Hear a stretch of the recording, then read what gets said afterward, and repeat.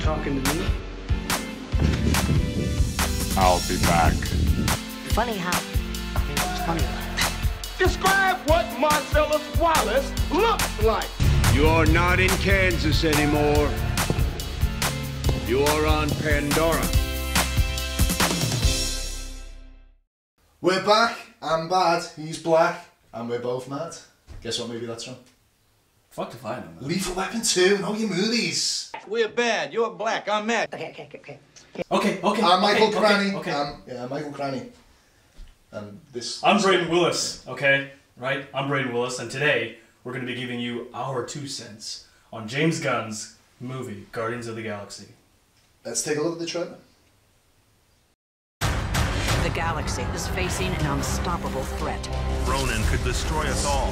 The Guardians are our last chance. You're welcome. I come from Earth. We protect the weak.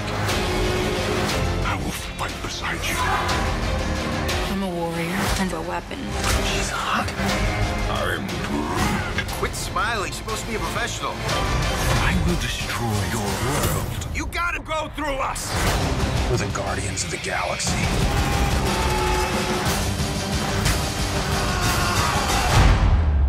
Welcome back, and it's great to be back after a 2-week hiatus, wouldn't you say?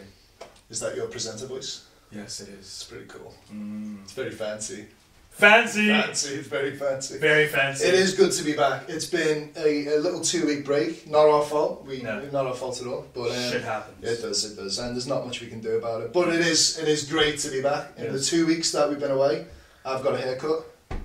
I got one too! Yeah. And what else did I do? I got a job. Did you get a job? I got a job! You got the job! You got the job, buddy! Did you have your fingers crossed? I did, Freddie. I had my fingers crossed. Good stuff, man. Hey, I got a job too. Ha! Sweet. Guardians of the Galaxy. Okay, we'll give the background to the story. Yeah. It starts off and we've got little kid. Yeah. And his mum's in hospital dying of cancer, and it's all really, really sad. And then she gives him a little present, and then he runs off and he can't say goodbye to his mum, and then he gets abducted by a giant ship and flies off into space, and then that's the beginning of the film. And that's set in what, 1980 something? It starts off in the 80s, and then we jump 20 odd years into the future in a distant planet on a distant galaxy, far, far away. What does that sound like to you? Oh, I don't know. It could be fucking anything. I mean, yeah. And then we're introduced to Star-Lord, who's Chris Pratt's character, who quite jokey style of dancing through a cave while listening to 1970s, 1980s classics on his Sony Walkman. On a cassette player. I mean, which baffles me. How's it still working? Dude, it's got a limitless supply of AA batteries. Pretty much. I mean, you'd think they've got interstellar fucking flying ships that go all over space. You can't just, stop somewhere, like maybe pick up an MP3 player. Yeah, could you not have upgraded somewhere along the line, Come on. Minority Report style listening devices now? But apparently no, the best way to listen to music in the future is still on a Sony Walkman. I'm pretty sure mine broke after 5 years. I didn't have them. Do people even know what a Walkman is? Little things that you used to put in, and the tapes come out, and they used to get tangled. Anyway, we're babbling on about things that aren't really important. He's looking for some mystical orb and finds it, and then there's a big shootout, and then he's trying to sell it. He's basically a space pirate. Space pirate? Yeah, finding loot and selling it on, and then you find out that this device which he has is linked to some powerful being, and that it has the ability to take over the universe, and then it becomes a massive free-for-all of who can get it first. Everyone wants it. Then we've got Zoe Saldana, who is the daughter of some supreme being, Rocket, who's Bradley Cooper's character, who's the small little raccoon, and Groot, who's Vin Diesel's character, really, really tall tree. They go to jail. David Bautista just happens to be there in this prison. As Drax the Destroyer. So they're the character elements. Technical aspects, well, this movie had some pretty good visuals. Not great though, but it did have excellent use of color. And excellent lighting as well, especially in the outdoor shots when they're, having that big battle scene at the end. Yep. Great use of color and lighting. The art department, they did a great job too. Putting all of their costumes onto the characters. That green broad, she's painted green. Bautista, he's just painted on, so yeah, it was great. Yeah, with very fine artwork, which looked like tattoos. They did a supreme job, and it is like the makeup was probably spot on. One of the top things about the film.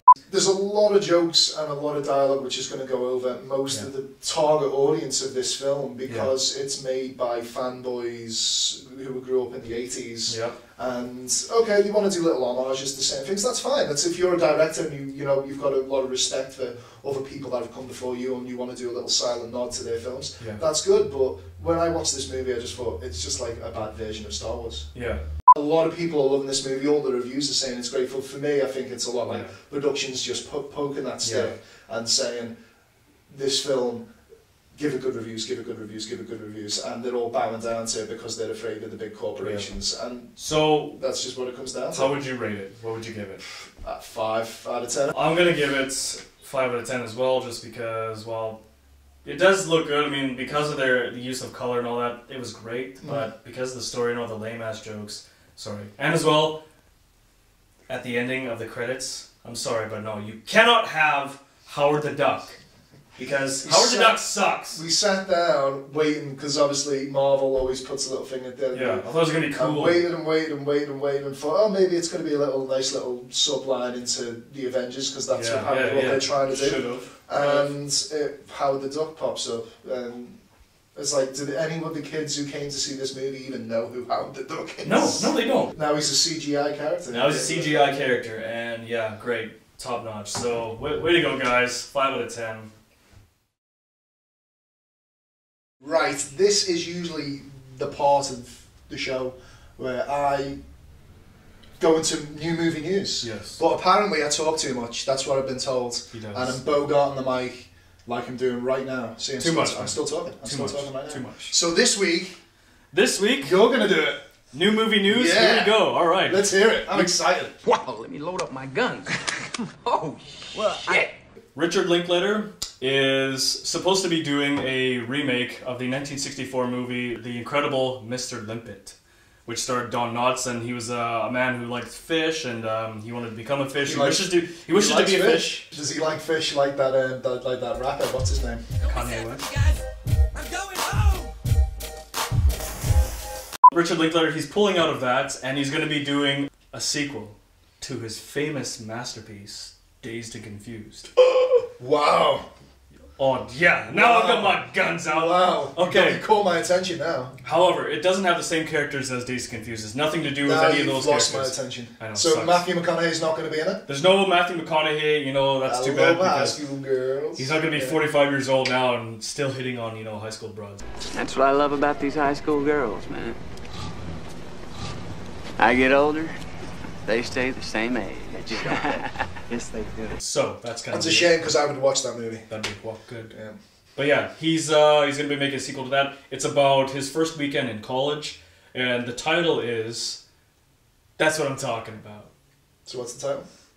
That's what I'm talking about. That's what I'm talking about, man. What's the title? That's what I'm talking about. What are you talking about? What's the title? That's what I'm talking about. Who's on first? What's on second? Okay, so that's no one's going to get that Abbott and Costello? Anybody? Come on. No one's going to get that reference. That's basically it, yeah. It's nothing to do with Dazed Confused. The first one is just a sequel about his first weekend in college and what every, student goes through with their first weekend in college. So that's what it's called. That's what I'm talking about. And then, yeah, for our next movie review, we're going to be doing The Expendables. Yep. Hell yeah. I like to call it The Unaudibles. Pretty much, because, it's all talking like this. I want to go on this plane, but we can't do this anymore. I don't want you guys here. Hey, Braden, you know when I said you could do the next review? Yeah.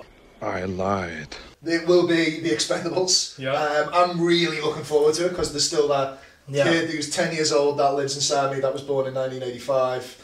I don't actually have a kid living inside me. I'm not weird. I'm talking about It is pretty weird. But anyway, this that 10-year-old that's still there that loves 1980s cheesy action movies. Yeah. And that's exactly what The Expendables is. So That'll be our next review.